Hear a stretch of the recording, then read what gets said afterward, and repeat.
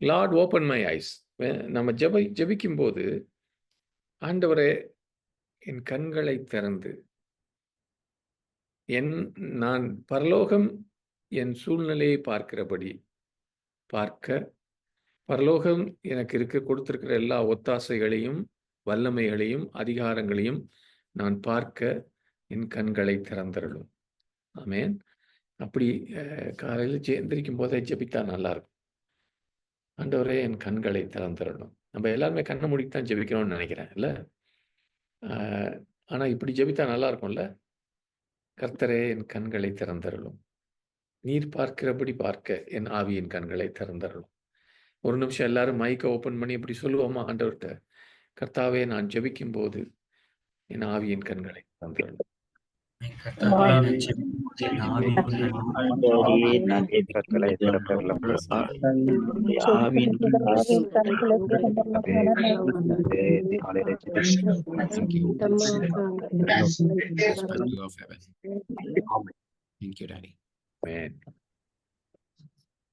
அது பாருங்க, இப்படி ஆண்டவர் நம்ம பரலோகம் நம்மை பார்க்கிறபடி பார்க்கும்போது பல விதமான பயன்கள் இருக்கிறத பார்க்கலாம். இங்க ஆண்டவர் சொன்னாரு, all authority in heaven and on earth has been given to me. எனக்கு பரலோகத்திலும் பூலோகத்திலும் எல்லா அதிகாரம் கொடுத்ததுனால கோ தேர் ஃபோர் அப்படின்றாரு. அப்படின்னா அவருக்கு ஃபுல்லா அதிகாரம் இருக்குது என்று நாம் கண்டுகொள்ள வேண்டும். அந்த பரலோகத்திலிருந்து நாம் இந்த பிரச்சனைகளை பார்த்தால்தான் நாம் அந்த அதிகாரத்தில் நடக்க முடியும். இயேசு பக்கத்தில் இருந்தால் அதை தான் சொல்லுவார். எனக்கு நீ என்ன பாரு, பரலோகத்திலையும் பூலோகத்திலையும் எனக்கு எல்லா அதிகாரமும் கொடுத்துருக்கு. என்ன பாரு, நீ என்ன பாரு, நான் ராஜாதி ராஜாவா இருக்கிறேன், எல்லா சகலத்தையும் ஆண்டு கொண்டிருக்கிறேன், நீ போன்னு சொல்லும்போது அவர் அனுப்பும் போது நம்ம அத்தாரிட்டியோட அந்த அதிகாரத்தோட போகலாம். அங்க மேலேந்து பரலோக தேவனின் வியூகத்தில் நாம் மற்றவர்களை பார்க்கும்போது நமக்கு பிடிக்காத ஆளு, சூப்பர்வைசர், இவன் கடிச்சிட்டான், கொதறிட்டான், இவன் ஒழியணும், இப்படிலாம் நினைச்சுக்கிட்டு ஜபிக்க போறோம். ஆண்டவரே அவனை இதை செய்யுங்க. ஆனா பரலோகத்தின் பார்வையில நாம் பார்க்கும்போது நம்மை சுற்றி இருக்கிற ஒவ்வொரு ஆத்மாவும், உங்களை காரி துப்புகிற ஆளு கூட, கரிச்சு கொட்டுகிற ஆளு கூட, அவன் பரலோகத்தை பொறுத்த வரைக்கும் ஒரு பொக்கிஷம். ஏனென்றால் தேவனுடைய சாயலிலே சிருஷ்டிக்கப்பட்ட மனுஷன் அல்லது மனுஷி. ரொம்ப அவருக்காக, அந்த மனுஷனுக்காக ஆண்டவர் சொல்லுவாரு, நீங்க அவனை பார்க்கும்போது, அவனுக்காக நான் என்னுடைய இரத்தத்தை சிந்தினேன், அவளுக்காக நான் என்னுடைய இரத்தத்தை சிந்தி விலையேற பெற்ற ஆத்துமான்னு சொல்லி கொடுப்பார். That is have we will begin to see others.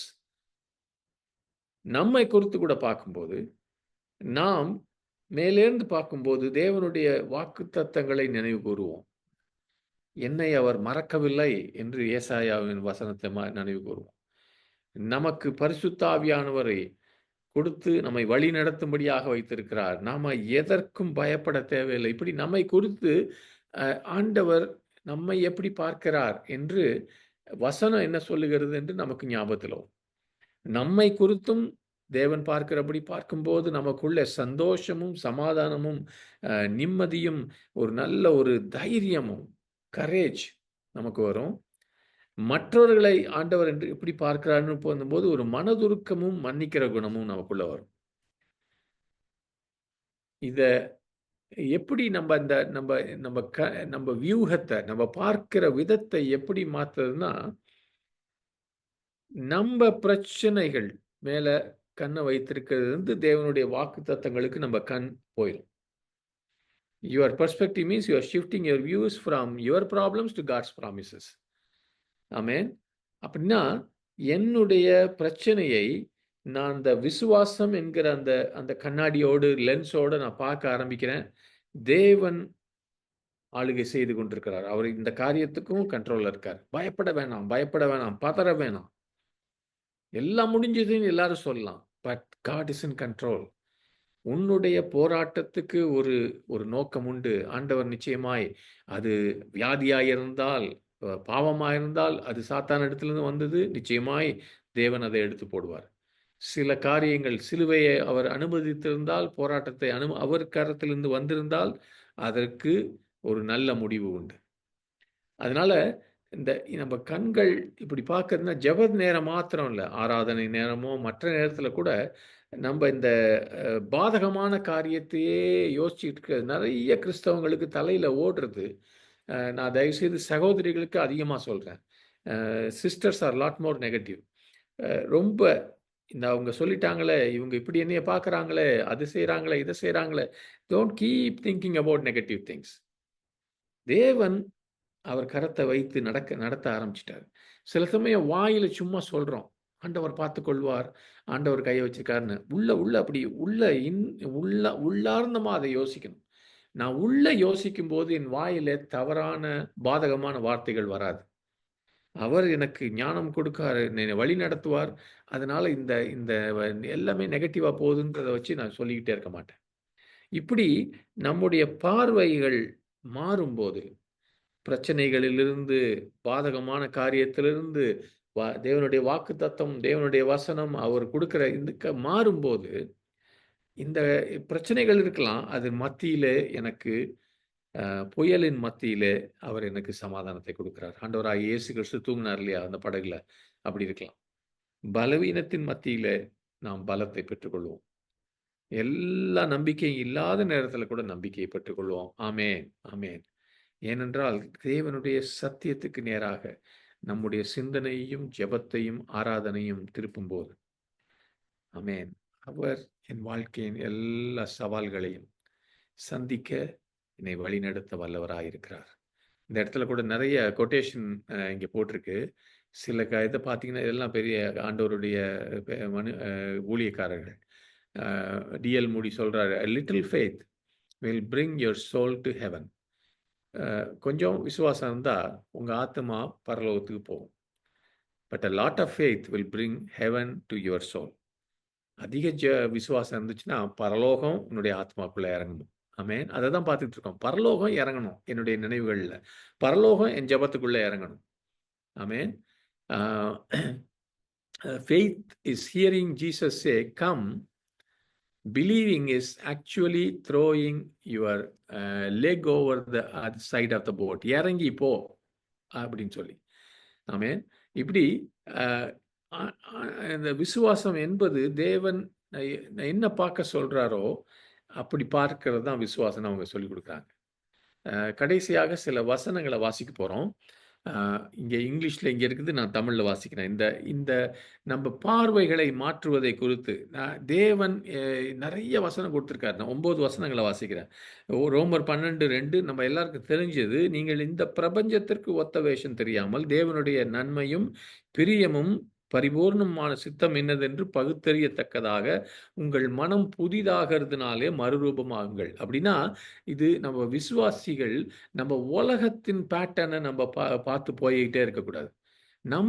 நம்மளுடைய சிந்தனைகள் தேவனுடைய சித்தம் போல வணையணும், மாற்றணும், நம்மை உருமாற்றணும், புதிதாக்கணும், மறுரூபமாகணும். நம்முடைய அப்படின்னு நம்ப நம்ப நமக்கு உற்சாகப்படுத்துகிறார். நீதிமொழிகள் 3, 5, 6 Proverbs 3, 5, 6. உன் சுய புத்தியின் மேல் சாயாமல் உன் முழு இருதயத்தோடும் கர்த்தரில் நம்பிக்கையாயிருந்து உன் வழிகளிலெல்லாம் அவரை நினைத்துக்கொள். அப்பொழுது அவர் உன் பாதைகளை செவ்வைப்படுத்துவார்.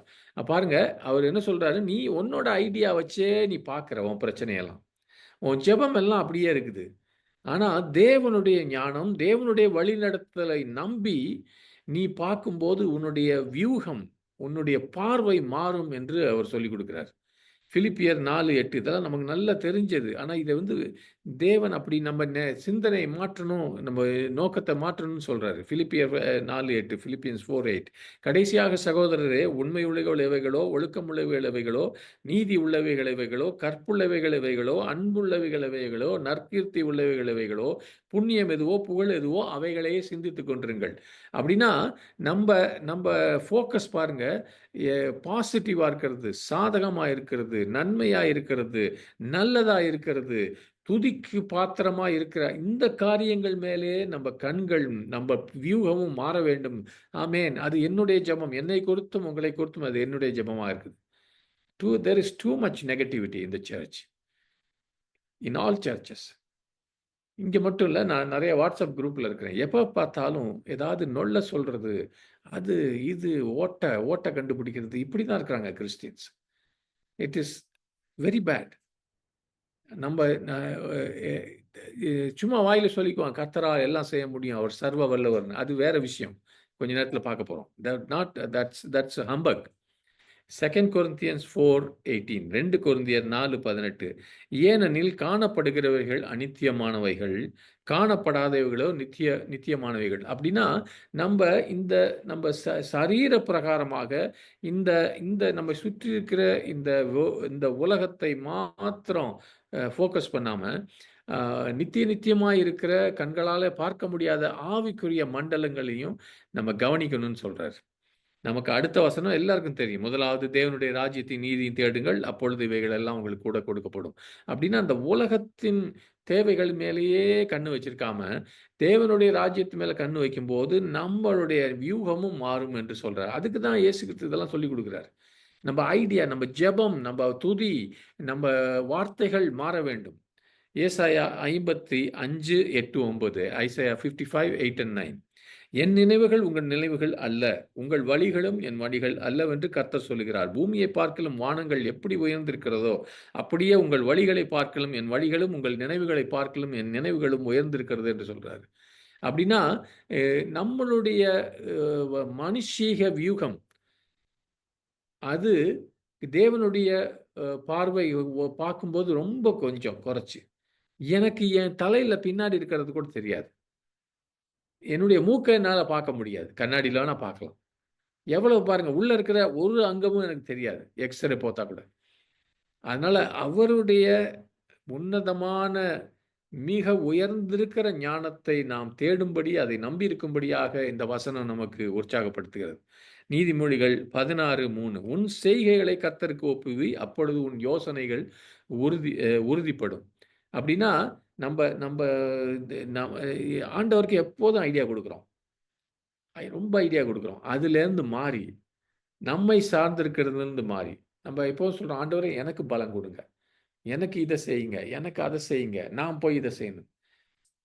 என் திட்டங்கள் எல்லாம் ஆண்டவரே, உம்முடைய திட்டம், நீர் என்னுடைய திட்டம் நீங்க குடுத்திருந்தீங்கன்னா, நீங்க தான் அத ஸ்திரப்படுத்தணும். ஆமென். ஆ பிலிப்பியர் 2:3 Philippians 2:3 says, "Do nothing." ஒன்றையும் வாதினாலாவது, வீண் பெருமையினாலாவது செய்யாமல், மனத்தாழ்மையினாலே ஒருவரொருவர் தங்களிலும் மேன்மையானவர்களாக எண்ணக் கடவீர்கள். அங்கேயும் அப்படிதான். நம்ப சுயநலத்திலிருந்து நம்ம கண்கள் மே போயி, கிறிஸ்து பார்க்கிற அதுக்கு தான் பிலிப்பியர்ல சொல்லிக் குடுக்கிறார். கிறிஸ்துவ எப்படி நெனச்சாரோ, அதே போல நீங்களும் நெனைங்க. த அப்பதான் நமக்கு தாழ்மையும், அன்பும் வரும். கடைசியாக கொலோசியர் 3:2ல பூமியில் உள்ளவைகள் அல்ல, மேலானவைகளையே நாடுங்கள். அப்படின்னா, அ எ நம்ப தேவாதி தேவனுடைய நித்திய சத்தியங்களையும் அதிகமாய் நம்ம ஃபோக்கஸ் பண்ணி, இந்த எர்த்லி மேட்டர்ஸ், இந்த இந்த என்னத்த உண்போம், என்னத்தை உடுப்போம், இந்த காரியங்களுக்குள்ளேயே ஒழப்பிக்கிட்டு இருக்கிறதுலேருந்து நம்ம கண்கள் மாறும். பாருங்க, ஆண்டவர் அ நமக்கு இந்த இந்த காரியங்களை அருளுவார். அவர்ட்ட போனா. வசனம் அப்படி சொல்லுது. இந்த மாரி ஐடியாலாம் மாறணும். Amen. a new way of for a எரேமியால உங்களுக்கு தெரியும். "For I know the thoughts that I think toward you, says the Lord. The thoughts of peace and not of evil." நான் ஜெபத்துக்கு போகும்போது, கர்த்தாவே நான் உம்மை துதிக்கிறேன், ஆராதிக்கிறேன். ஸ்தோத்திரம். அது உண்மதான். ஆனால் என்னுடைய சிந்தனைகளை தூரத்திலிருந்து நீர் அறிவீர். என் இருதயத்திலே என்ன இருக்குதுன்னு இப்படியே நீங்க சாதாரண தமிழ்லயோ, சாதாரண ஹிந்திலயோ, சாதாரண இங்கிலீஷ்லயோ எப்படியோ நீங்க சொல்லலாம். Lord, you know what's in my heart. Already you know that. I know from your word. You know my heart. I don't need to pour out and tire you too much. Maybe I will do that for my own satisfaction, but I don't need to keep doing that. I am not going to inform you. You already know my heart. But Lord, I want to know your heart. நீங்க எல்லாரும் அப்படி கேளுங்க. ஆண்டவரே, இருதயத்தை நான் அறிந்து கொள்ள வேண்டும். இருதயம் என்னை குறித்து என்ன சொல்லுகிறது என்று நான் வசனத்துல கற்றிருக்கிறேன். அதையாவது நான் அறிக்கை செய்ய போகிறேன். அப்படின்னு ஜெபம் பண்ணுங்க. ஆண்டவருடைய இருதயம் உங்கள குறித்து சமாதானத்துக்கு ஏதுவான காரியத்த தான் நினைக்குது. தீமைக்கான காரியம் இல்ல. அத சொல்லுங்க. உங்களுக்கு ஒரு நம்பிக்கை குடுப்பதற்காக, உங்களுக்கு ஒரு எதிர்காலத்தை குடுப்பதற்காக தான் அவருடைய சிந்தனைகள் உங்களை குறித்து இருக்குது. That is how his heart is. அவருடைய இதயம் அப்படிதான் இருக்குன்னு நம்ம சொல்லுவோம். வசனத்துல நமக்கு சொல்லியிருக்குது. ஆமென். நான் இன்னொரு new way of praying, lord I am not in a right place right now. இந்த நேரத்துல ஒரு சரியான இடத்துல இல்ல நான். ஜெபிக்கக்கூடிய ஒரு சரியான இடத்துல இல்ல ஆண்டவரே. குழப்பங்கள், சந்தேகங்கள், அவிசுவாசம், பயம் இதெல்லாம் என்னை சுத்தி கொண்டிருக்குது. என் காரியங்கள் தலையில ஓடிக்கிட்டு இருக்கு. என் வார்த்தை கூட சரியா வரமாட்டேங்குது. I can't even pray properly. அதனால ஆண்டவரே நான் ஆவியிலே ஜெபிக்க போறேன். I am going to pray in the spirit. Hallelujah. ஏனென்றால் இந்த வசனமெல்லாம் இங்கே போட்டிருக்கேன். ரோமர் 8 26. நம்முடைய பலவீனத்திலே பரிசுத்த ஆவியானவர் உதவி செய்கிறார். அப்ப என்ன ஜெபிக்கலாம்னா, பிதாவே உம்முடைய பரிசுத்த ஆவியானவர் என்னுடைய பலவீனத்திலே அவர் பலமாய் வந்து ஜெபிக்க எனக்கு உதவி செய்யும். என்னுடைய ஜெபத்திலே உம்முடைய சித்தத்தோடு இணையும்படியாக நான் ஆவியிலே ஜெபிக்கணும். ஆவியில ஜெபித்தா தான் அது நடக்கும். ஆவியிலே ஜெபிக்கிற ஆண்டவரே. Pray in the spirit on all occasions with all kinds of prayers and requests. Pavul சொல்றாரு எபேசியர் 6:18 எல்லா வேளைகளிலும், எல்லா விதமான தருணங்களிலும் ஆவியில நிரம்பி ஜெபிக்க. ஏதோ ஃபாஸ்டிங் பிரேயர்ல மாசத்துக்கு ஒரு தடவை இல்ல. எல்லா நேரங்களையும் உங்க விண்ணப்பங்களையும், வேண்டுதல்களையும் ஆவியில நிரம்பி வைங்கன்னாரு.